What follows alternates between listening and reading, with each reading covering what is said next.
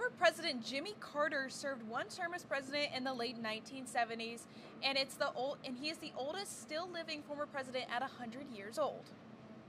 Alexis, can you tell us more? Of course, Dr. Amber Rosner was working on a book covering former President Carter's campaign trail when she met him.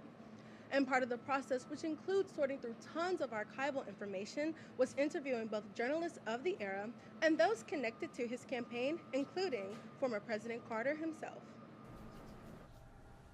When I was young, so about 8, 9, I would hear the name Jimmy Carter, but I wouldn't always hear anything positive associated with his name.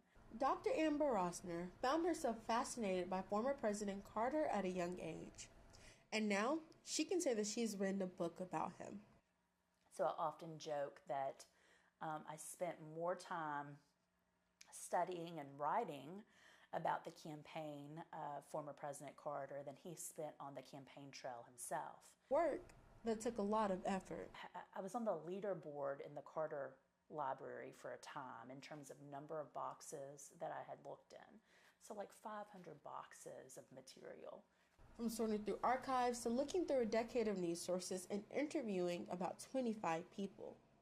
And yet, one of the hardest parts for Dr. Rosner was getting the interview with the man himself. And then persistence was how I got the interview. Continuing to ask and use connections despite the rejections. And then I sent him a copy of my first book, which was about baseball. And Jimmy Carter is a huge baseball fan. And I wrote an inscription in the book and said, please give this kid from Winder a chance.